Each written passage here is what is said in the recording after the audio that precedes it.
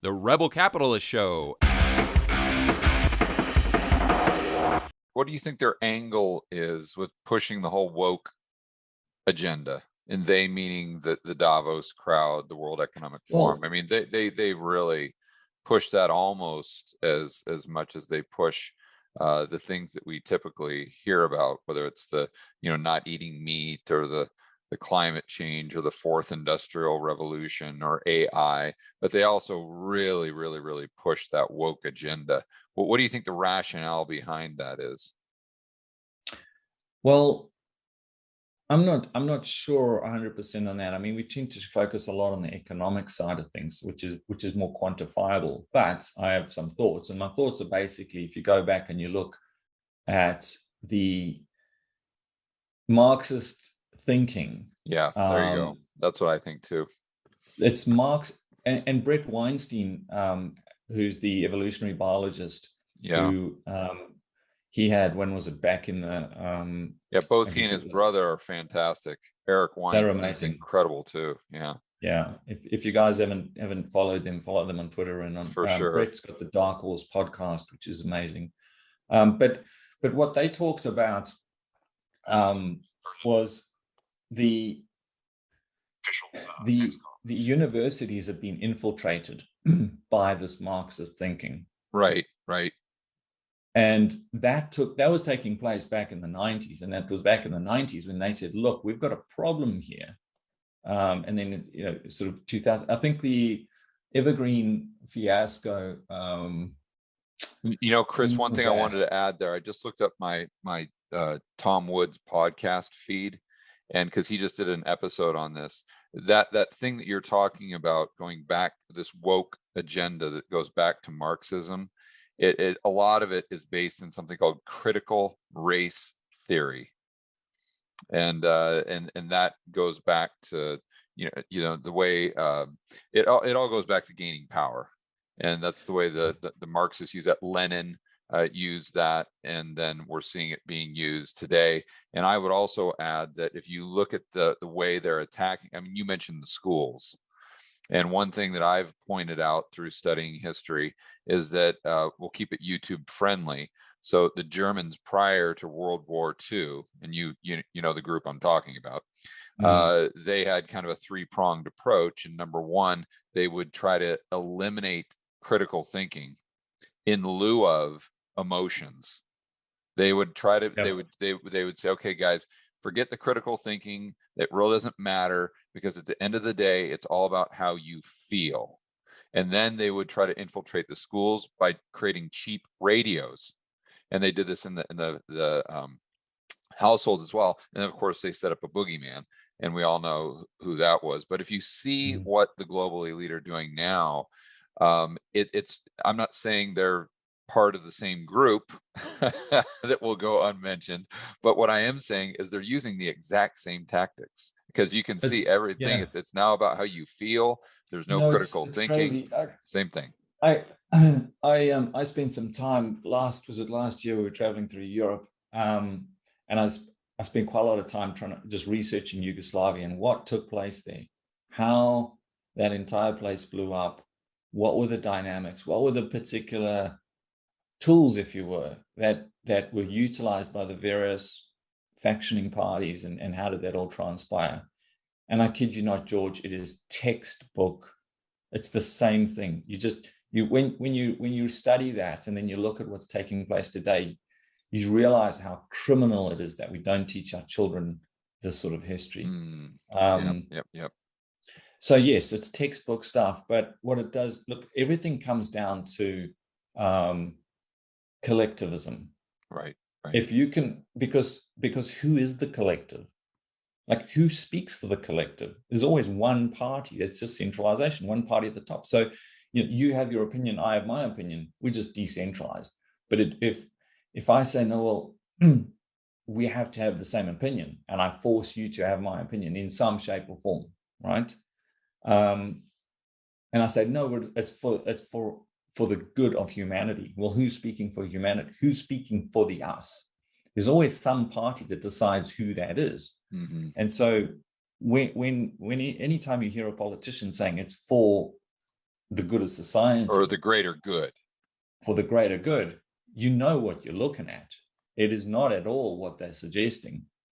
Oh, everybody must wear a mask for the greater good. Everybody must take a vaccine for the greater good, Right. which on a factual basis you can see is patently, evidently false, because if you are at risk and you're wanting to take a vaccine, go and take your vaccine, right? And then you should be protected. You don't need me to take a vaccine in order for you to be protected, because if that is the case, then clearly the vaccine doesn't work. Right. So, but those are these are evident facts that any rational person could look at and say, well, that makes sense. And yet we're in a situation where the vast majority of the populace discount it because of emotion. Right. Right. And so you're told that you need to do your part for society. And I'm just using the vaccines because that's a current narrative and something that's being pushed and utilized at this point in time. But it can be anything. It's climate change. Oh, well, you're driving a gas guzzling diesel engine or whatever it is. You're not doing your part for humanity. And so you say, well, who's to choose humanity? It's that person at the top who says that you shouldn't be doing it. So you get this collectivism, and they use these multiple different pillars to bring to manipulate society into falling under whatever it is that they're trying to do. So and to disseminate the propaganda in a way that's easy for people to digest and sounds fantastic. It sounds great. Yeah. Like who wouldn't want to have a cleaner planet? Right. Right. Who wouldn't want to have a healthier society? You want people to die? What do you like? So, and if you try and bring up the rational argument of that, it's not required that you should take some experimental vaccine in order for society to be safe. Everybody else can do it, and let everybody choose.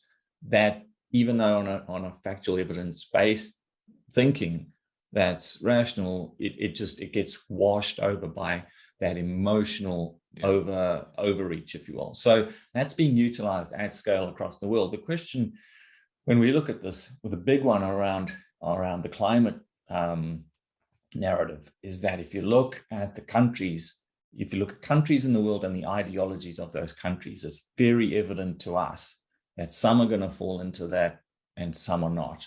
We take Canada as an example. Canada is very similar to Russia. It is energy and it is food. Yeah, but they've gone off the deep end. There's no ways I'm putting a cent of my capital into Canada, right, because they're going completely the other way. Mm-hmm. And so if I contrast that to a place like Russia, Russia has no interest in getting rid of their fossil fuels. They have no interest in trying to decimate their agricultural production. That's the lifeblood of their economy. That's the lifeblood of their people.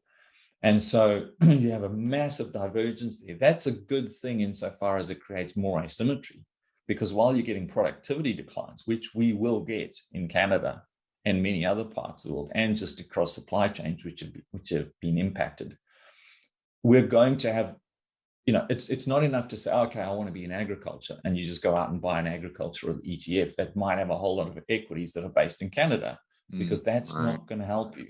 Yes, you got the sector right, but you're in the wrong jurisdiction, buddy, right?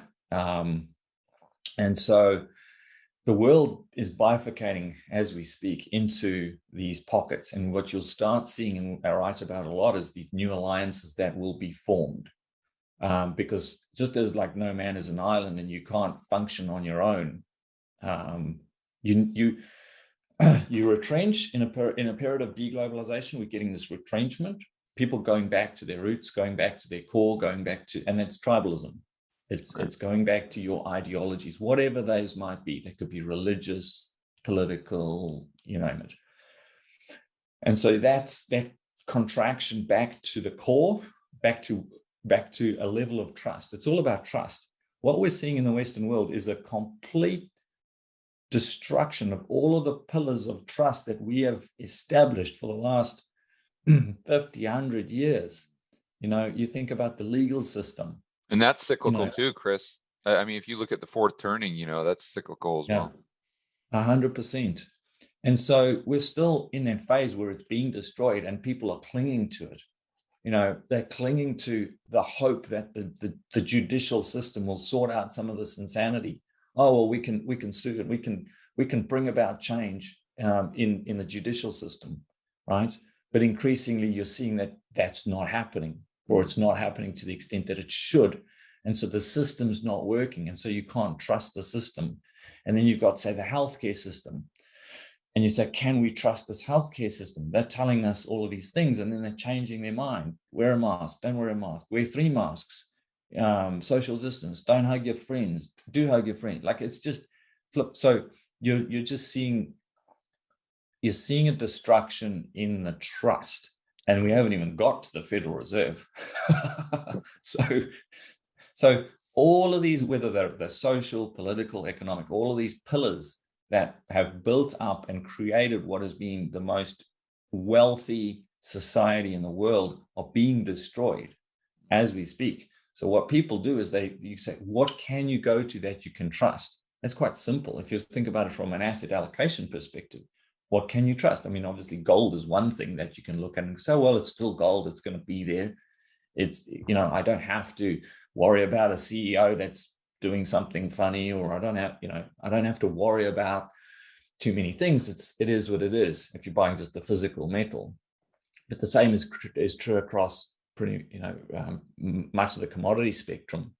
So in a period of distrust, in a period of collapsing trust, the idea that you would put money into quote unquote growth assets, to me, is fairly absurd, especially when they're at all-time highs. But I think one of the main, I'm sorry to cut you off, Chris, but I think one of the main takeaways here for everyone listening is that you've got to start thinking about jurisdictional risk, not just, okay, I'm bullish on ag, so what ETF do I buy? I'm bullish on farmland. I'm bullish on oil. I'm bullish on uranium. I'm bullish on copper.